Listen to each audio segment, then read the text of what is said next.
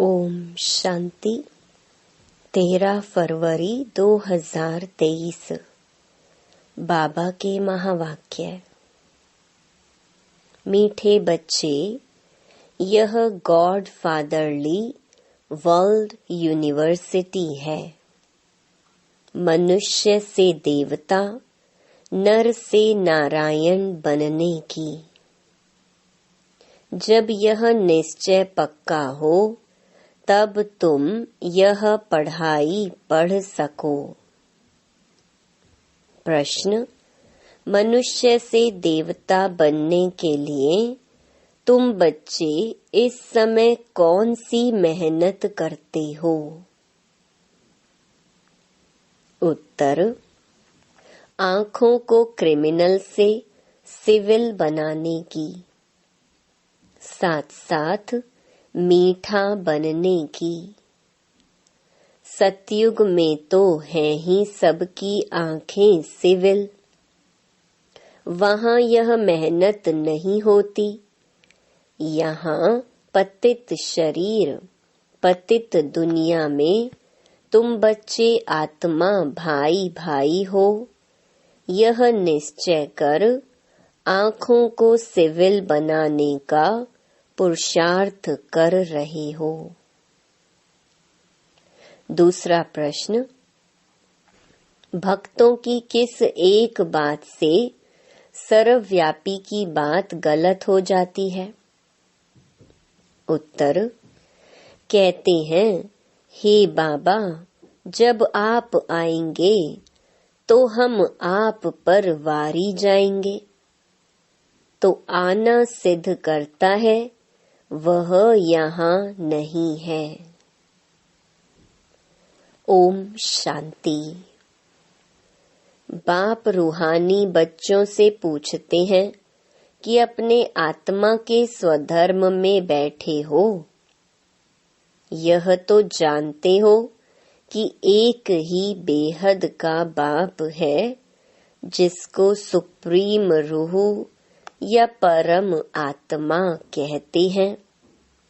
परमात्मा है भी जरूर, परम पिता है ना। परम पिता माना परमात्मा। यह बातें तुम बच्चे ही समझ सकते हो।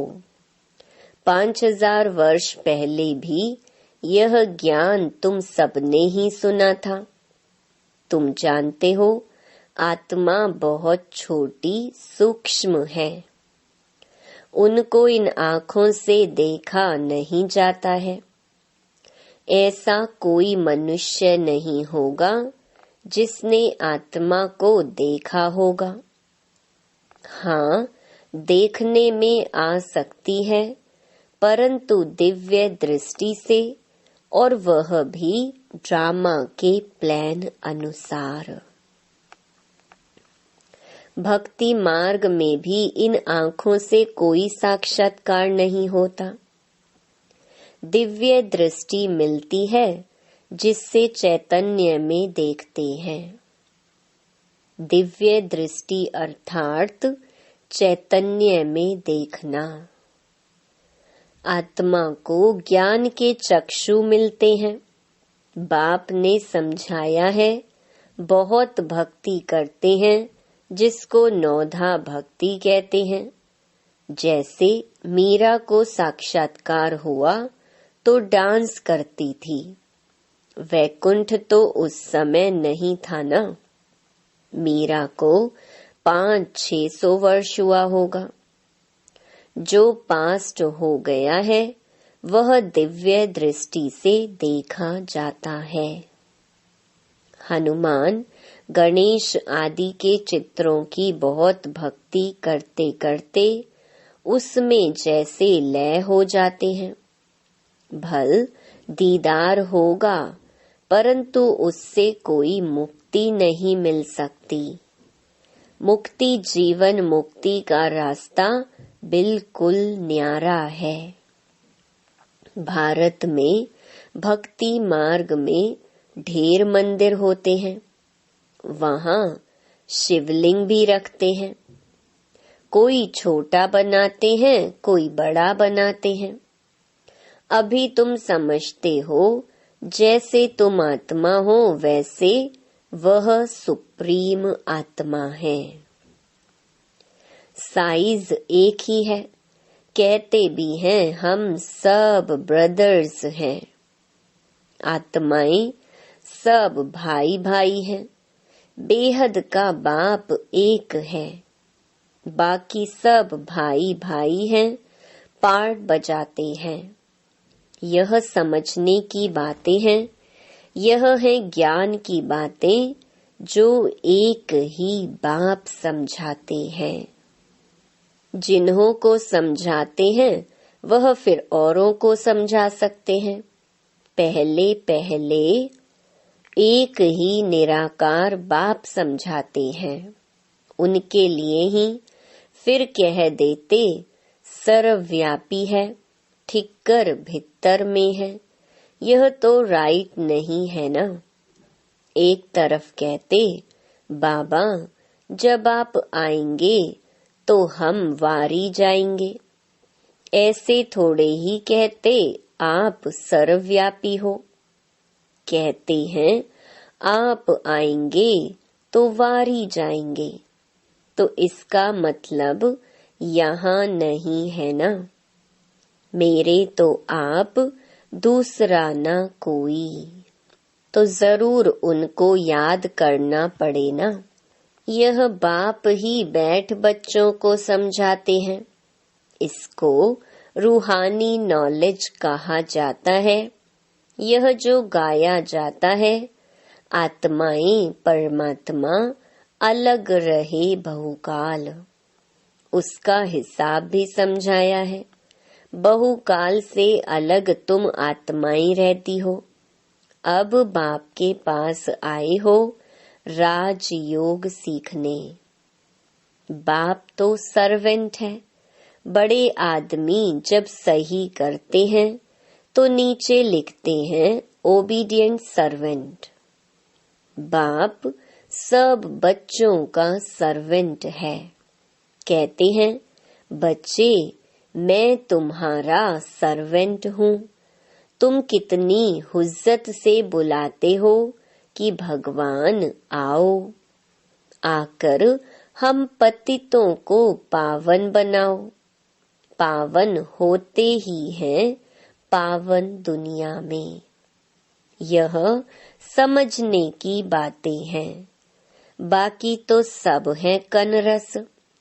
यह है God fatherly world university. Aim object क्या है? मनुष्य से देवता बनाना। बच्चों को यह निश्चय है कि हमको यह बनना है। जिसको निश्चय नहीं होगा वह स्कूल में बैठेगा क्या? निश्चय होगा तो बैरिस्टर से, सर्जन से सीखेगा। एम ऑब्जेक्ट का ही पता नहीं तो आएगा नहीं। तुम बच्चे समझते हो हम मनुष्य से देवता, नर से नारायण बनते हैं। यह है सच्ची सच्ची सत्य नर से नारायण बनने की कथा। कथा क्यों कहा जाता है? क्योंकि 5000 वर्ष पहले भी यह नॉलेज सीखी थी, तो पास्ट को कथा कह देते हैं। यह है सच्ची सच्ची शिक्षा नर से नारायण बनने की।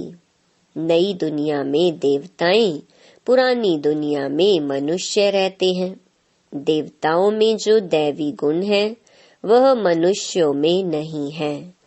मनुष्य उनको देवता कहते हैं और गाते हैं आप सर्वगुण संपन्न, 16 कला संपूर्ण, संपूर्ण निर्विकारी हो। अपने को कहते हैं हम पापी, नीच, विकारी हैं। देवताएं कब थे? जरूर कहेंगे सतयुग में थे। ऐसे नहीं कहेंगे कलयुग में थे। आजकल मनुष्यों की तमो प्रधान बुद्धि होने के कारण बाप के टाइटल भी अपने ऊपर रख देते हैं। वास्तव में श्रेष्ठ बनाने वाला श्री श्री तो एक ही बाप है। श्रेष्ठ देवताओं की महिमा अलग है। अभी है कलयुग। सन्यासियों के लिए भी बाबा ने समझाया है। एक है हद का सन्यास, दूसरा है बेहद का सन्यास। वो लोग कहते हैं हमने घर बार आदि सब छोड़ा है, परंतु आजकल तो देखो लखपति बन बैठे हैं। सन्यास माना सुख का त्याग करना। तुम बच्चे बेहद का सन्यास करते हो क्योंकि समझते हो कि यह पुरानी दुनिया खत्म होने वाली है, इसलिए इनसे वैराग्य है। वो लोग तो घर बार छोड़ फिर अंदर घुस आए हैं। अभी पहाड़ियों आदि पर गुफाओं में नहीं रहते, कुटियाएं बनाते हैं तो भी कितना खर्चा करते हैं। वास्तव में कुटिया पर कोई खर्चा थोड़े ही लगता है। बड़े बड़े महल बनाकर रहते हैं। आजकल तो सब तमो प्रधान है। अभी है ही कलयुग। सतयुगी देवताओं के चित्र नहीं होते तो स्वर्ग का नाम निशान गुम हो जाता। तुमको समझाया जाता है अब मनुष्य से देवता बनना है। आधा कल्प भक्ति मार्ग की कथाएं हैं। सुनकर सीढ़ी नीचे उतरते आए हो, फिर 5000 वर्ष बाद एक्यूरेट वही ड्रामा रिपीट होगा। बाबा ने समझाया भी है, किसको ऐसे कहना नहीं है कि भक्ति को छोड़ो। ज्ञान आ जाता है तो फिर आपे ही भक्ति छूट जाएगी। समझते हैं हम आत्मा है, अब बेहद के बाप से हमको वर्षा लेना है। पहले बेहद के बाप की पहचान चाहिए। वह निश्चय हो गया तो फिर हद के बाप से बुद्धि निकल जाती है। गृहस्थ व्यवहार में रहते बुद्धि का योग बाप के साथ लग जाएगा। बाप खुद कहते हैं शरीर निर्वाह अर्थ कर्म करते बुद्धि में याद रहे एक बाप की। देहधारियों की याद न रहे, वह होती है जिस्मानी यात्रा। यह तुम्हारी है रूहानी यात्रा, इसमें धक्का नहीं खाना है। भक्ति मार्ग है ही रात, धक्का खाना पड़ता है। यह धक्के की बात ही नहीं। याद करने लिए कोई बैठता नहीं है। भक्ति मार्ग में कृष्ण के भगत चलते फिरते कृष्ण को याद नहीं कर सकते हैं क्या? दिल में तो उनकी याद रह जाती है ना।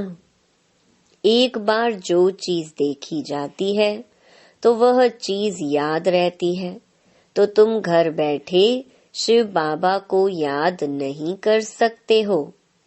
यह है नई बात। कृष्ण को याद करना वह पुरानी बात हो गई। शिव बाबा को तो कोई जानते ही नहीं कि उनका नाम रूप क्या है, सर्वव्यापी भी क्या है, कोई बताए ना।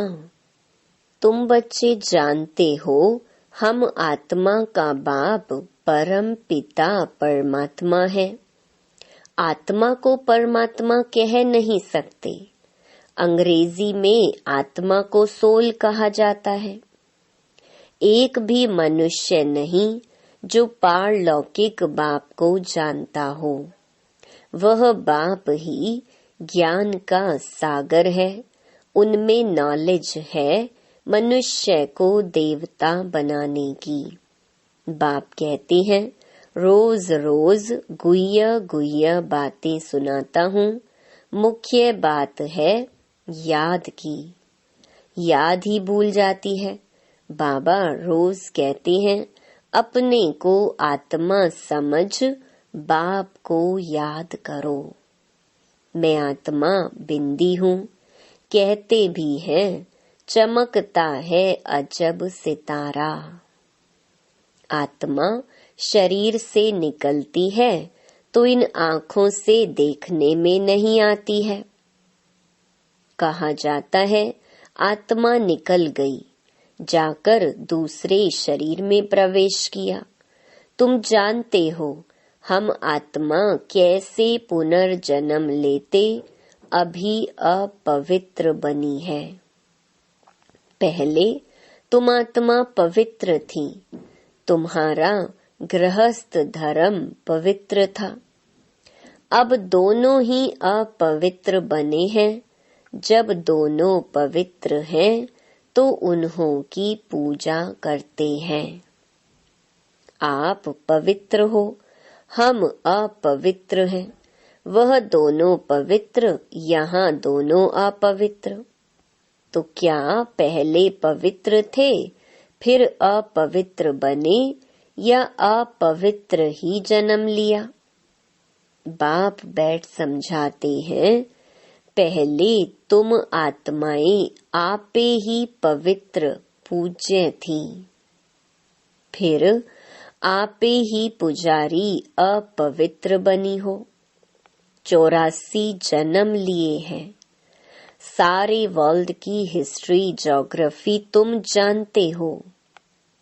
कौन कौन राज्य करते थे, कैसे राज्य मिला, यह हिस्ट्री भी तुम जानते हो और कोई नहीं जानता। तुम भी अभी जानते हो, आगे नहीं जानते थे। पत्थर बुद्धि थे। रचता और रचना के आदि मध्य अंत की नॉलेज नहीं थी। नास्तिक थे। अभी आस्तिक बनने से तुम कितने सुखी बन जाते हो। तुम यहाँ आए ही हो यह देवता बनने के लिए। इस समय बहुत मीठा बनना है। तुम एक बाप की संतान भाई बहन ठहरे ना। क्रिमिनल दृष्टि जा न सके, इस समय मेहनत करनी पड़ती है। आंखें ही सबसे जास्ती क्रिमिनल होती हैं। आधा कल्प क्रिमिनल रहती हैं, आधा कल्प सिविल रहती है। सतयुग में देवताओं की आंखें सिविल रहती हैं, यहाँ क्रिमिनल रहती हैं। इस पर सूरदास की कथा बैठ सुनाते हैं। बाप कहते हैं, मुझे आना ही पड़ता है पतित दुनिया पतित शरीर में। जो पतित बने हैं उन्हों को ही पावन बनाना है। तुम जानते हो कृष्ण और राधे दोनों अलग अलग राजाई के थे। प्रिंस प्रिंसेस थे। पीछे स्वयंवर बाद लक्ष्मी नारायण बनते हैं। तो फिर उन्हों की डायनेस्टी गाई जाती है। संवत भी उनसे कहा जाएगा। सतयुग की आयु ही लाखों वर्ष कह देते हैं। बाप कहते हैं 1250 वर्ष। रात दिन का फर्क हो गया। रात ब्रह्मा की आधा कल्प, फिर दिन ब्रह्मा का आधा कल्प। ज्ञान से है सुख, भक्ति से है दुख। यह सब बातें बाप बैठ समझाते हैं। फिर भी कहते हैं, मीठे बच्चों अपने को आत्मा समझो, स्वधर्म में टिको, बाप को याद करो। वही पतित पावन है। याद करते करते तुम पावन बन जाएंगे। अंतमति सुगति। बाप स्वर्ग का रचयिता है ना, तो याद दिलाते हैं तुम स्वर्ग के मालिक थे, अभी पतित हो, इसलिए वहां जाने लायक नहीं हो, इसलिए पावन बनो। मुझे एक ही बार आना पड़ता है, एक गॉड है, एक ही दुनिया है।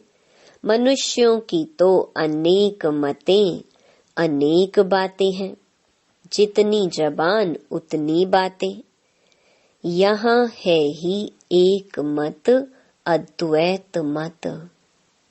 झाड़ में देखो कितने मत मतांतर हैं, झाड़ कितना बड़ा हो गया है।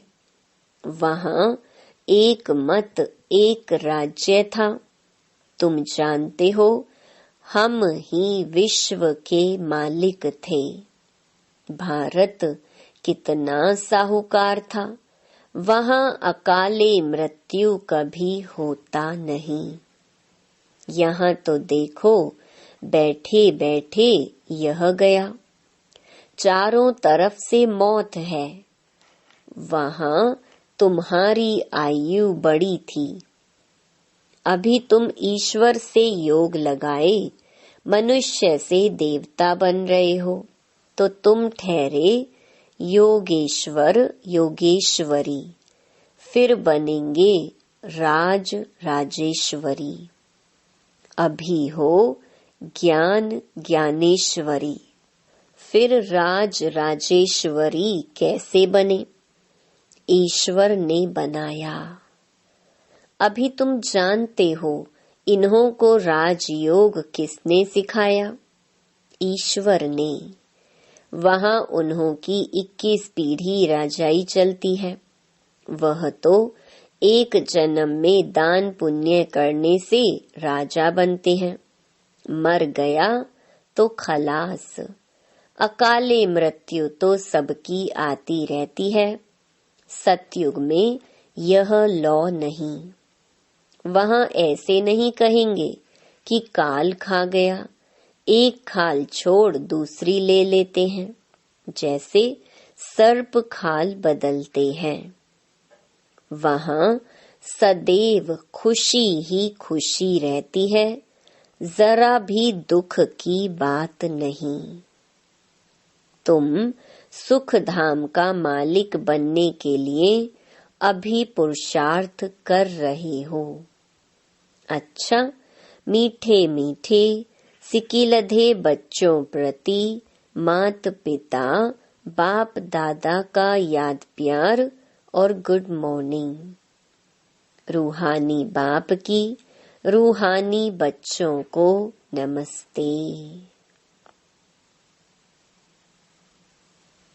धारणा के लिए मुख्य सार। पहला, इस पुरानी दुनिया से बेहद का संन्यास करना है। शरीर निर्वाह अर्थ कर्म करते रूहानी यात्रा पर रहना है।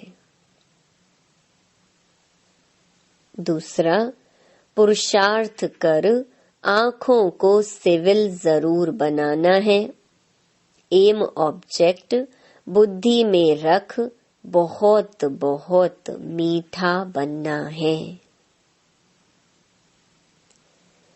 वरदान, हर कदम में पद्मों की कमाई जमा करने वाले, समझदार ज्ञानी तू आत्मा भव। समझदार ज्ञानी तू आत्मा वह है जो पहले सोचता है फिर करता है। जैसे बड़े आदमी पहले भोजन को चेक कराते हैं फिर खाते हैं, तो यह संकल्प बुद्धि का भोजन है। इसे पहले चेक करो फिर कर्म में लाओ। संकल्प को चेक कर लेने से वाणी और कर्म स्वतः समर्थ हो जाएंगे, और जहाँ समर्थ है वहाँ कमाई है। तो समर्थ बन हर कदम अर्थार्थ संकल्प, बोल और कर्म में पद्मों की कमाई जमा करो। यही ज्ञानी तो आत्मा का लक्षण है। स्लोगन: बाप और सर्व की दुआओं के विमान में उड़ने वाले ही उड़ता योगी है। ओम शांति।